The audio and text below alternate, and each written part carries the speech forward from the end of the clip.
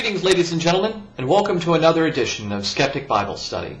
This session we're going to focus on Jesus. Now, Jesus is very often regarded in our society as the paragon of virtue, the very fountain of wisdom, the yardstick by which human morality is measured. The question, what would Jesus do, is considered to be the ultimate indicator as far as the correct path morally and ethically.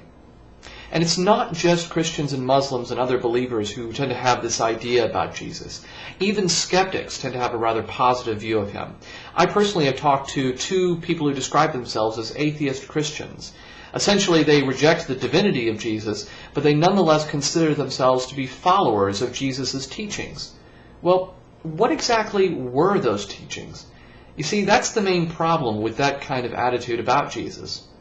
And it was very difficult for me to ask that question because I tended to have a very positive view of Jesus as well, even though I've never been a Christian.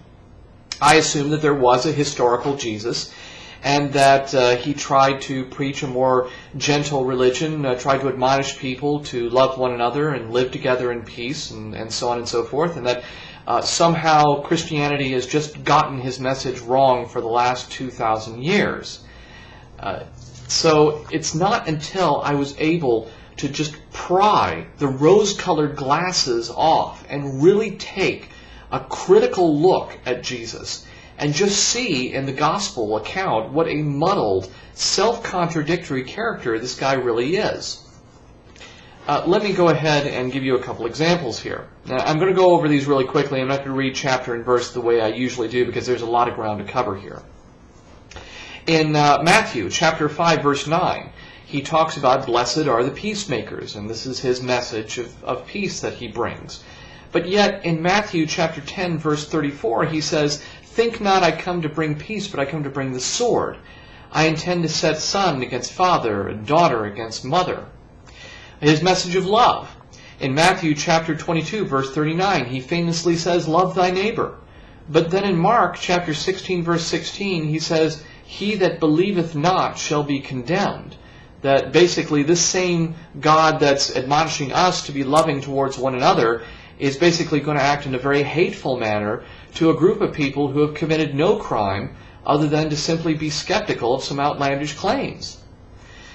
He preaches a message of forgiveness in Luke chapter 6, verse 27, when he says, love your enemies. But then in Matthew chapter 11, verse 21 through 24, he goes off in this rant against the city that had basically rejected him.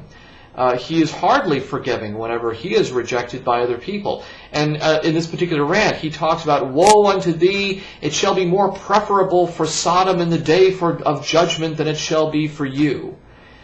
And his immature and vindictive nature is really revealed in Mark chapter 11, verse 12 through 21, where he approaches a fig tree because he's hungry. The avatar of God was hungry. And he doesn't realize that figs are not in season, which being the avatar of God, he probably should have known that. And so he gets angry and curses the fig tree, and the fig tree withers and dies, basically taking out his vindictive nature on this tree that had never really done anything wrong. As far as mercy goes, in Luke chapter 6, verse 36, he says, be ye merciful. But Matthew chapter 13, verse 41 to 42, talks about how the Son of Man shall send forth his angels and shall gather up all those who have offended, all the unbelievers basically, and toss them into the fire, where there shall be a wailing and a gnashing of teeth. It's not exactly merciful, is it? He talks famously about charity for the poor. And this is probably my favorite self-contradiction in all of Jesus' teachings. In Mark chapter 10, verse 21 to 25, he famously talks about it's more probable for a camel to pass through the eye of a needle than it is for a rich man to get into heaven. And he says to this rich man that you should give away all that you have to the poor and then follow me. But then Jesus says in Matthew chapter 26, verse 6 to 11, the poor you will always have, but you will not always have me. This is right after a disciple was, saying, hey, this woman is spending all this money on this ointment on you and so on and so forth, all this lavish treatment. Why don't we go ahead and just give all this money to the poor? And Jesus, in effect, is basically saying, screw the poor, they'll always be around, but live it up while I'm here. So, I mean, this is positively farcical stuff here. I mean, he's preaching for us to give money away to the poor, but doesn't deny himself the luxuries of worldly comforts. There are also numerous disturbing quotes about Jesus. In Matthew chapter 15, verse 4, he says, "He that curses the mother and father, let him die the death." Now, Jesus, couldn't we try counseling first? And Mark chapter 9, verse 43 to 47, he talks about self-mutilation to get into heaven. If your hand offend you, cut it off, and so on and so forth. And this is considered to be a parable to say what to do with troublesome church members who ask all these annoying questions or whatever. It's better to get rid of them than it is to risk the rest of the church being condemned. But this self-mutilation parable is taken to a disturbing length, where he says, in Matthew chapter 19, verse 12, "There be eunuchs who have made themselves eunuchs for the kingdom of heaven's sake." Thanks anyway, Jesus. This would be funny if it was not for the fact that there are people who really do take this seriously. I read in the news recently where there was a man who basically castrated himself to stop himself from sinning. It really is amazing, but there are people who really do take this book seriously. And because they take it seriously, they end up doing tremendous amounts of harm to themselves and to other people. So yes, this religion would be funny if it was not for all the misery that it was creating.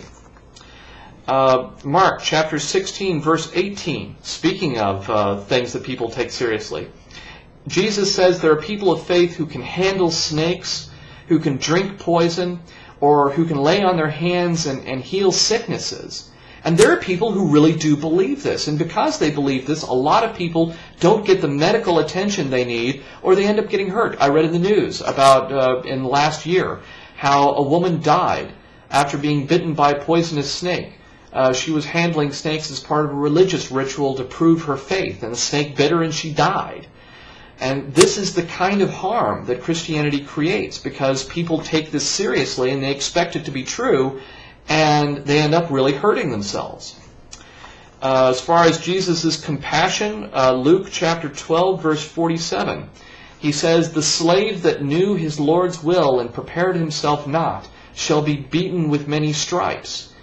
Jesus basically was condoning the practice of slavery here in a rather brutal way in this particular passage. So there's the problem, is that once you take away the miracles and once you take away the salvation message from Jesus, you really don't have a heck of a lot left.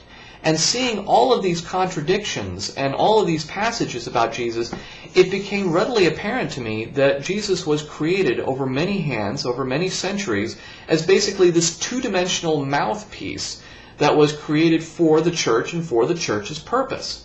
And pretty much you could read the gospel accounts, and if you read it with the rose-colored view of Jesus, you pretty much see whatever you want to see. Liberals like the hippie Jesus who preached the message of peace and love and charity for the poor. Conservatives like the stern father figure who admonished us to discipline ourselves and get right with God. Basically, you see whatever you want to see, and I did it too. Back when I had a positive view of Jesus, I saw Jesus as a rebel, as someone who spoke out against the religious leaders at the time, exposing them for being a bunch of greedy, power-hungry hypocrites who were clinging to outdated laws. And of course, I could find the passages of Scripture that justified that point of view. And it wasn't until I was able to rip off the rose-colored glasses that I saw just what a walking, talking contradiction this character really is, and that most likely he never existed. Probably he was designed either directly or accidentally to be this way, the ultimate politician, all things to all people at a cost of nothing to no one. And so Christians who talk about liar, lord, or lunatic, hey, it's all up for grabs. Thank you very much for listening, and may God's gift of reason light our way.